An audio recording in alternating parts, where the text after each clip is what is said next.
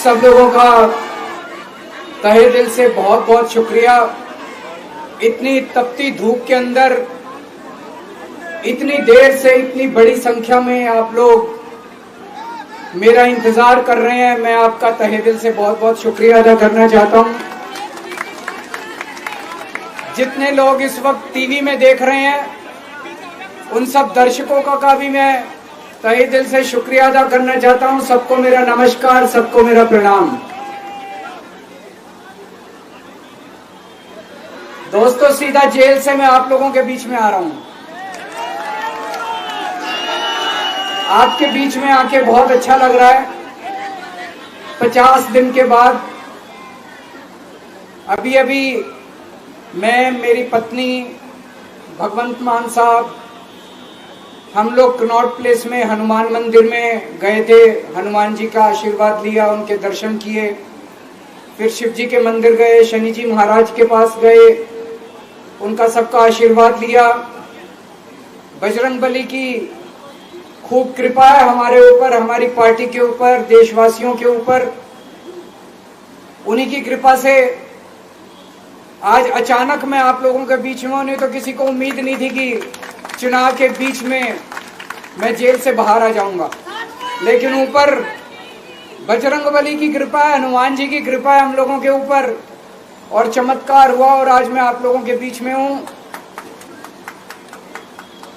दोस्तों, हमारी आम आदमी पार्टी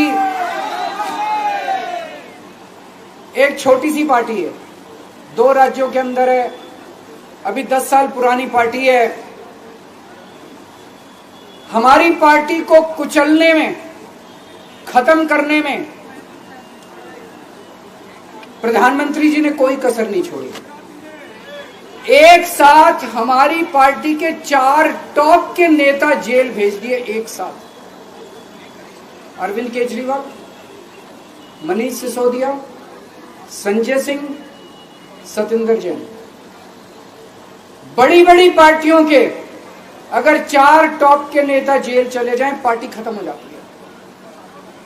आम आदमी पार्टी के 4 टॉप के नेता इन्होंने जेल भेज दिए। उन्होंने सोचा कि पार्टी खत्म हो जाएगी, लेकिन ये पार्टी नहीं है, ये एक सोच है। जितना ये खत्म करना चाहते हैं उतना ये बढ़ती जाती है, उतना ये बढ़ती जाती है। ये क्रश करना चाहते हैं प्रधानमंत्री जी आम आदमी पार्टी को। जो लोग मोदी जी से मिलने जाते हैं, वो कई लोग हमें भी जानते हैं, वो बाहर आके हमें बताते हैं कि आपके बारे में सबसे पहले मोदी जी से जो भी मिलने जाता है, सबसे पहले वो केजरीवाल की और आम आदमी पार्टी की 10 से 15 मिनट बात करते हैं। उनको कहते हैं कि आने वाले समय के अंदर आम आदमी पार्टी ही देश को भविष्य देने वाली है। वो खुद भी मानते हैं। इसीलिए वो चाहते हैं कि आज ही आम आदमी पार्टी को बढ़ने से रोका जाए, इनको कुचल दिया जाए। ये तानाशाही है। अगर उनको लगता है कि आम आदमी पार्टी आने वाले समय में बीजेपी को चैलेंज देने वाली है, आप अच्छे काम करो, आप देश को भविष्य दो। आज आपकी सरकार है केंद्र के अंदर, आप देश के लिए काम करोगे, आम आदमी पार्टी को कोई पूछेगा ही नहीं। लेकिन आप कुछ काम नहीं करो और आम आदमी पार्टी को कुचल दो, ये जनतंत्र नहीं है, ये इस देश की जनता पसंद नहीं करती। इन्होंने आम आदमी पार्टी को कुचलने में कोई कसर नहीं छोड़ी। छोटे से लोग हैं हम लोग, छोटी सी पार्टी है। 75 साल के अंदर इस कदर किसी पार्टी को और उसके नेताओं को प्रताड़ित नहीं किया गया जिस तरह से प्रधानमंत्री मोदी जी ने आम आदमी पार्टी को प्रताड़ित करने की कोशिश की है। मेरे को इन्होंने जेल भेज दिया। प्रधानमंत्री जी कह रहे हैं मैं भ्रष्टाचार से लड़ रहा हूं। देश के सबसे बड़े चोर, उचक्के और डकैतों को उन्होंने अपनी पार्टी में शामिल कर लिया। जिन लोगों को 10 दिन पहले मोदी जी कहते थे 70,000 करोड़ का इसने घोटाला कर दिया, थोड़े दिन के बाद उसी आदमी को अपनी पार्टी में शामिल करके किसी को डिप्टी सीएम बना देते हैं, किसी को मंत्री बना देते हैं और उनके सारे ईडी और सीबीआई के मामले खत्म कर देते हैं और कहते हैं मैं भ्रष्टाचार से लड़ रहा हूं। मैं मोदी जी को कहना चाहता हूं, भ्रष्टाचार से अगर लड़ाई लड़नी है तो केजरीवाल से सीखो। प्रधानमंत्री जी, भ्रष्टाचार के खिलाफ लड़ाई केजरीवाल ने लड़ी है। 2015 में जब दिल्ली में हमारी सरकार बनी थी, हमारे एक मंत्री का एक ऑडियो मेरे पास किसी ने व्हाट्सएप कर दिया। उस ऑडियो में मेरा मंत्री किसी दुकान वाले से 5 लाख रुपए मांग रहा था। किसी मीडिया वाले को नहीं पता था, विपक्ष को नहीं पता था। आप लोगों को याद होगा, मैंने अपने खुद मंत्री को सीबीआई के हवाले कर दिया, जेल भेज दिया था अपने मंत्री को। ये होती है भ्रष्टाचार के खिलाफ लड़ाई। पंजाब के अंदर मेरा एक मंत्री भ्रष्टाचार में, मेरे को पता चला कि वो पैसे मांग रहा है। वहां पे मान साहब ने उसको, किसी को भी, विपक्ष को नहीं पता था, मीडिया को नहीं पता था, हमने अपने मंत्री को उठा के जेल में भेज दिया। तुम देश के सारे चोर उचक्के डकैतों को अपनी पार्टी में शामिल कर लो और केजरीवाल को जेल भेज दो और कहो मैं भ्रष्टाचार के खिलाफ लड़ रहा हूं। तो आप भ्रष्टाचार के खिलाफ नहीं लड़ रहे प्रधानमंत्री जी। आप देशवासियों को बेवकूफ मत समझो। देश बच्चे बच्चे की जुबान के ऊपर हो रहा है कि सारे चोर चक्कों को अपनी पार्टी में शामिल करके और ईडी और सीबीआई के सारे केस उनके रफा दफा कर दिए। केजरीवाल को क्यों गिरफ्तार किया? केजरीवाल को गिरफ्तार करके उन्होंने एक मैसेज दिया है सारे देश को कि अगर मैं केजरीवाल को गिरफ्तार कर सकता हूं तो किसी को भी गिरफ्तार कर सकता हूं। कोई केस नहीं होगा, कोई मामला नहीं होगा, तब भी मैं तुमको गिरफ्तार कर सकता हूं। एक बेहद खतरनाक मिशन चालू किया हुआ है प्रधानमंत्री जी ने, बहुत ही खतरनाक। देशवासियों को यह समझने की, अब जब मैं बोलने जा रहा हूं, समझने की जरूरत है। उस मिशन का नाम है वन नेशन वन लीडर। देश के सारे नेताओं को खत्म करना चाहते हैं मोदी जी और इसको 2 स्तर के ऊपर इस मिशन को चला रहे हैं। जितने विपक्ष के नेता हैं उनको जेल भेजेंगे और जितने बीजेपी के नेता हैं उनको सबको निपटा देंगे, उनकी राजनीति खत्म करते जाएंगे, उनको सबको निपटाते जाएंगे। विपक्ष के अंदर आज इन्होंने मनीष सिसोदिया को जेल भेज दिया, संजय सिंह को जेल भेज दिया, सत्येंद्र जैन को जेल भेज दिया, केजरीवाल को जेल भेज दिया, हेमंत सोरेन को जेल भेज दिया, ममता दीदी के कई मंत्रियों को जेल भेज दिया, स्टालिन के कई मंत्रियों को जेल भेज दिया, केरला के सीएम के पीछे पड़े हैं। अगर ये चुनाव जीत गए, मेरे से लिखवा लो एफिडेविट के ऊपर, थोड़े दिन के बाद ममता दीदी जेल में होंगी, तेजस्वी यादव जेल में होगा, स्टालिन साहब जेल के अंदर होंगे, पिनरई विजयन जेल के अंदर होंगे, उद्धव ठाकरे जेल के अंदर होंगे, जितने विपक्ष के नेता ये सारे जेल के अंदर होंगे। अगर ये चुनाव जीत गए, इन्होंने बीजेपी का एक नेता नहीं छोड़ा। आडवाणी जी की राजनीति खत्म कर दी इन्होंने, मुरली मनोहर जोशी की राजनीति खत्म कर दी, सुमित्रा महाजन की, शिवराज सिंह चौहान जिसने मध्य प्रदेश का चुनाव जीत के दिया इन लोगों ने, शिवराज सिंह चौहान ने उसको मुख्यमंत्री नहीं बनाया, उसकी राजनीति खत्म कर दी। वसुंधरा राजे की राजनीति खत्म कर दी इन्होंने, खट्टर साहब की राजनीति खत्म कर दी, डॉक्टर रमन सिंह की राजनीति खत्म कर दी। अब अगला किसका नंबर है? योगी आदित्यनाथ। अगर ये चुनाव जीत गए, मेरे से लिखवा लो, 2 महीने के अंदर उत्तर प्रदेश का मुख्यमंत्री बदल देंगे। योगी आदित्यनाथ की राजनीति खत्म करेंगे, उनको भी निपटा देंगे। यही तानाशाही है दोस्तों।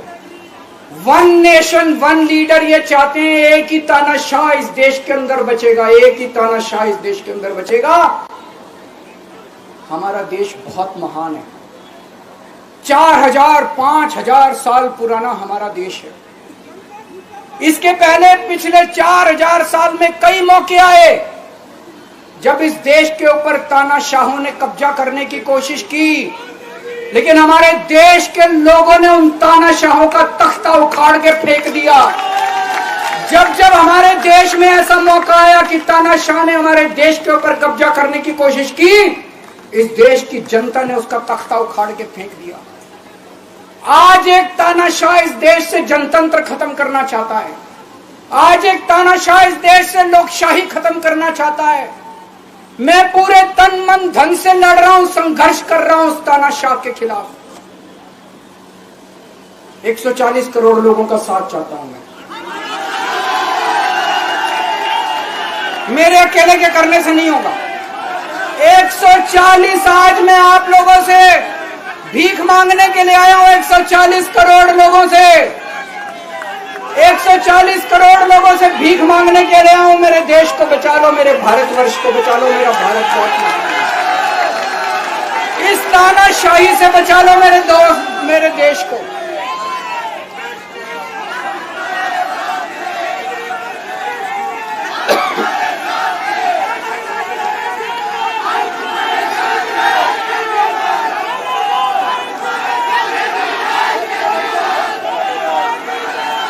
मैं सुप्रीम कोर्ट का बहुत बहुत शुक्रिया अदा करना चाहता हूं। उन्होंने 21 दिन दिए हैं, एक एक दिन में 24 घंटे हैं। मैं एक दिन में 24 में से 36 घंटे काम करूंगा। पूरे देश भर में घूमूंगा इस तानाशाही को रोकने के लिए। दोस्तों, जितनी मेरे अंदर ताकत है, मेरा सब कुछ कुर्बान है देश के लिए। मेरा तन मन धन सब कुछ कुर्बान है मेरे देश के लिए। मेरे खून का एक एक कतरा मेरे देश के लिए, मेरे शरीर का एक एक कतरा, मेरी जिंदगी का एक एक पल मेरे देश के लिए। मेरे देश को बचाने के लिए मैं पूरे देश में जाऊंगा। दोस्तों, अब एक बहुत महत्वपूर्ण बात करने जा रहा हूं, उसको ध्यान से सुनना। ये लोग इंडिया गठबंधन से पूछते हैं आपका प्रधानमंत्री कौन होगा। मैं बीजेपी से पूछता हूं आपका प्रधानमंत्री कौन होगा। आप लोग सोच रहे होंगे केजरीवाल क्या बात कर रहा है, मोदी जी होंगे। नहीं, मोदी जी अगले साल 17 सितंबर को 75 साल के हो रहे हैं। बीजेपी के अंदर मोदी जी ने 2014 में मोदी जी ने खुद ने रूल बनाया था कि बीजेपी के अंदर जो भी 75 साल का होगा उसको रिटायर कर दिया जाएगा। सबसे पहले आडवाणी जी को रिटायर किया गया, उसके बाद मुरली मनोहर जोशी जी को रिटायर किया गया, फिर सुमित्रा महाजन को रिटायर किया गया, फिर यशवंत सिन्हा को रिटायर किया गया। अब मोदी जी अगले साल 17 सितंबर को रिटायर होने वाले हैं। तो मैं बीजेपी से पूछना चाहता हूं आपका प्रधानमंत्री का दावेदार कौन है। दोस्तों, अगले साल 17 सितंबर तक अगर इनकी सरकार बनी, तो उस पर भी आऊंगा मैं।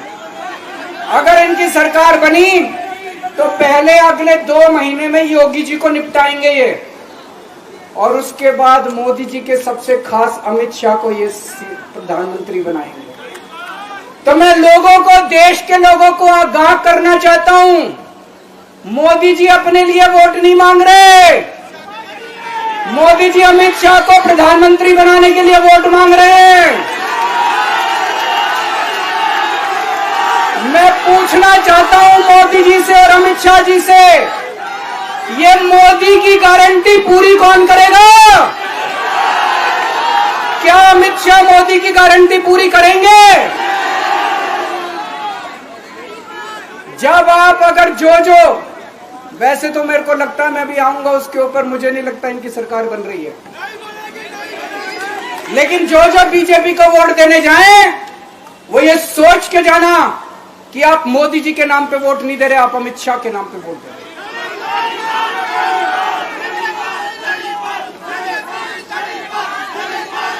अब एक खुशखबरी है आप लोगों के लिए, अब एक खुशखबरी है। सबको बता देना जो मैंने बातें कही है, बड़ी सोच समझ के कही है। वहां बैठ के यही सोच रहा था 50 दिन से।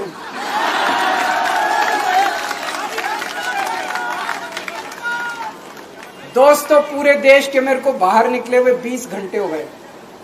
इन 20 घंटों के अंदर भी मैंने रात भर में जनता से बात कर रहा था, लोगों से फोन कर रहा था,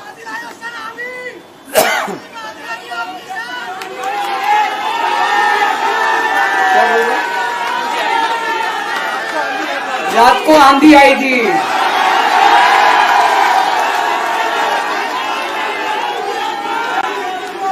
पिछले 20 घंटे में मैंने जो बातचीत करी है, कई बड़े बड़े एक्सपर्ट से बात की, चुनाव विश्लेषकों से बात की, सेफोलॉजिस्ट से बात की, जनता से बात की, फोन पे लोगों से।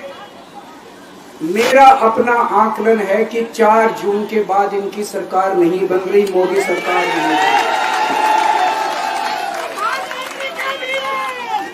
दोस्तों, अगर मैं गलत हूं तो मेरे को बताना। हरियाणा में इनकी सीट कम हो रही है, राजस्थान में कम हो रही है, कर्नाटक में कम हो रही है, दिल्ली में कम हो रही है, बिहार में कम हो रही है, महाराष्ट्र में कम हो रही है, कर्नाटक में कम हो रही है, बंगाल में कम हो रही है, झारखंड में कम हो रही है।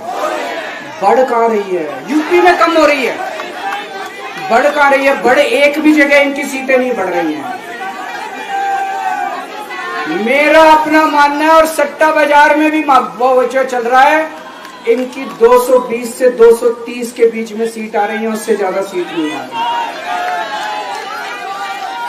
मोदी सरकार नहीं बन रही है, केंद्र में इंडिया गठबंधन की सरकार बन रही है। आम आदमी पार्टी उस सरकार का हिस्सा होगी। दिल्ली को पूर्ण राज्य दिलाएंगे। दिल्ली का एलजी लोगों का एलजी होगा, दिल्ली का एलजी दिल्ली वालों का एलजी होगा। गुजरात से आया हुआ है अभी,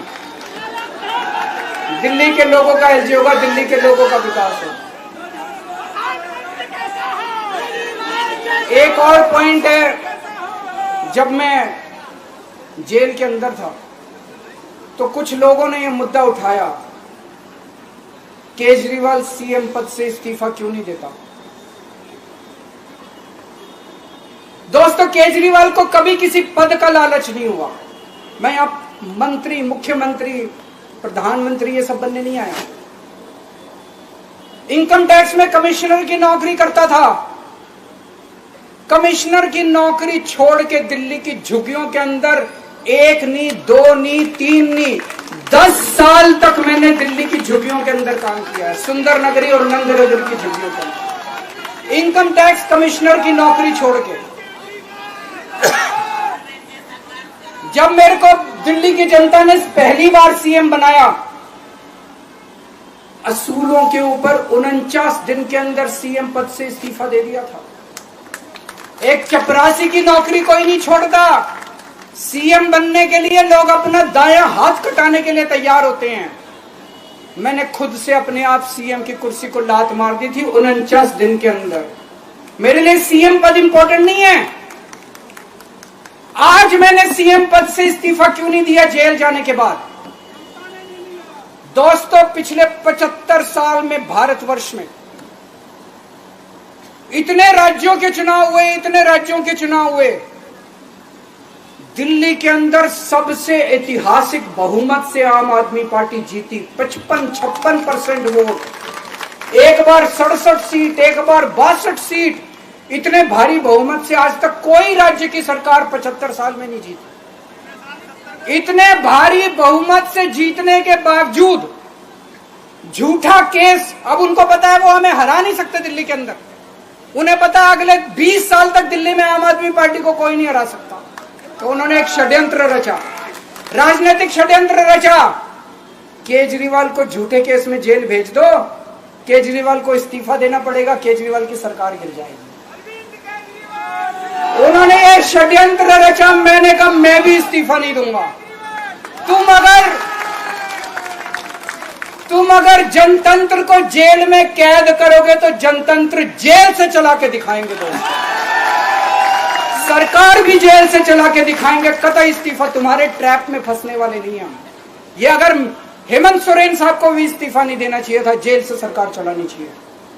अगर हमने इस्तीफा दे दिया, ये तो बड़ा अच्छा इनके लिए। जिस राज्य के अंदर ये चुनाव हारेंगे उसके मुख्यमंत्री को पकड़ के जेल में डाल दो, सरकार गिरा दो। उसके मुख्यमंत्री को पकड़ के जेल में डाल दो, सरकार। आज मैं अगर दिल्ली की जेल के अंदर रह के दिल्ली की जेल से इस्तीफा नहीं दे रहा, वो इस तानाशाही के खिलाफ संघर्ष कर रहा हूं, इसको समझ लेना। केजरीवाल को किसी पद का लालच नहीं है। सीएम तो 100 सीएम की कुर्सी देश के नाम कुर्बान हो गई। मुझे पता चला, मेरे जेल जाने से बहुत लोग भावुक हुए, खासकर मेरी माँ, बहनें, महिलाएं बहुत रोई, कईयों ने बहुत मन्नतें मांगी। मैं सबका बहुत बहुत शुक्रिया अदा करना चाहता हूं, जिन लोगों ने अपनी दुआएं, करोड़ों करोड़ों लोगों ने अपनी दुआएं भेजी हैं। पूरी दुनिया भर से करोड़ों लोगों ने दुआएं भेजी। उन्हीं के आशीर्वाद का कमाल है कि आज मैं आप लोगों के बीच में हूं। आप लोग सब लोग सुखी रहें, देश खूब तरक्की करे, फले फूले, आप सब लोग खूब खुश रहें, ऐसी मेरी प्रभु से इच्छा है। भारत माता की